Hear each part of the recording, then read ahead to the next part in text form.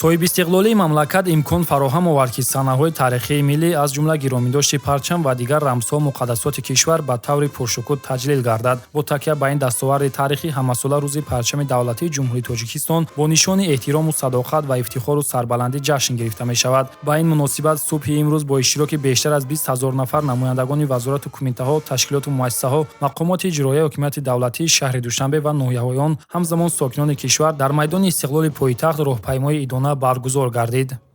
муҳимтарин дастоварди яъне таърихии халқи тоҷик дар замони соҳиби истиқлолии кишвар дар баробари истиқлоли давлатӣ, нишони давлатӣ ва суруди миллӣ ин яке аз муқаддасоти дигари парчами давлатии ҷумҳурии Тоҷикистон мебошад. Зеро дар иҷлосҳои таърихии 16-уми шӯрои олии ҷумҳурии Тоҷикистон қабул гардидани парчами давлатӣ нишонаи рамзи давлатдории миллӣ маҳсуб меёбад ва рангҳои он ҷилокунандаи рангҳои миллат ҳастанд ва муҳаббат ба парчами давлатӣ, муҳаббат ба ватан аст, ба миллат аст. хурсандибахш он аст, ки дар замони соҳиби истиқлолии кишвар дар тамоми мусобиқаҳои сатҳи баланди байналмилалӣ беш аз 7000 маротиба парчами кишвари азизамон ба ифтихори шарафи варзишгаронамон дар арсаи байналмилалӣ барафрохта шудааст. хушбахтона имрӯз дар саросари ҷумҳурӣ иди парчамро мо ҷашн гирифта истодаем ва барои ҳар як варзишгар ин ҳамон баландтарин қуллаи мурод ин бозиҳои олимпӣ аст ва хушбахтона дар ду бозиҳои олимпӣ ман парчамбардори ҳайати миллӣ будам ва хушбахтона бароям боиси ифтихор ва фараҳмандӣ аст, ки ман дар бозиҳои тобистонаи олимпии Париж 2024 парчамбардори давлату миллати худ шудам ва медали дар интизори бозиҳои олимпиро ба даст овардам.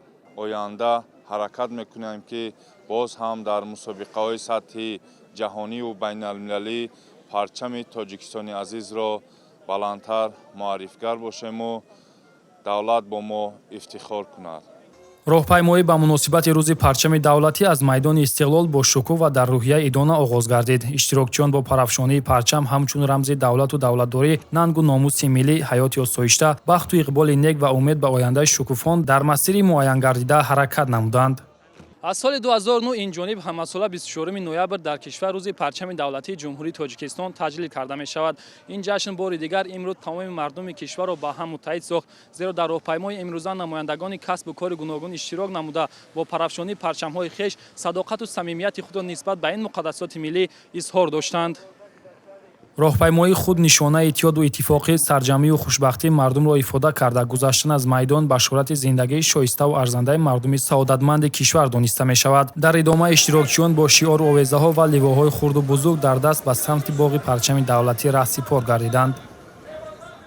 парчам доштан дар ҷаҳони имрӯз яъне соҳибватан будан аст. яъне гуфтани он аст, ки мо миллати тамаддунофар ҳастем, мо миллати коҳанбунёд ҳастем ва ҳар бор ки дар минбарҳои баланди ҷаҳонӣ, дар созмонҳои баланди байналмилалӣ ё дар мусобиқаҳои байналмилалӣ ки парчами миллати мо боло меравад ва беихтиёр дар баробари рехтани ашки шодӣ аз чашмони ана ҳамон варзишгар, ашки шодӣ аз дидарони ҳар як нафари худогоҳу ватандӯст боло меравад. барои чӣ? барои ин ки ватан ана ҳамин парчам аст, ки ватанро дар арсаи байналмилалӣ муаррифӣ мекунад. дар ин гӯшаи зебои кишвар ҳамоиши тантанавӣ доир гашта намояндагон аз дастгоҳи иҷроияи президенти ҷумҳурии Тоҷикистон ва мақомоти иҷроияи ҳукумати давлатии шаҳри Душанбе зимни баромади хеш зикр намуданд, ки таҷлил аз рӯзи парчами давлатӣ яке аз муҳимтарин рӯйдодҳои даврони соҳибистиқлолӣ дар таърихи давлатдории навини тоҷикон ба ҳисоб меравад. моро мебояд зери ин парчам муттаҳид шуда баҳри рушду пешрафт ва ояндаи дурахшони кишвар талош намоем.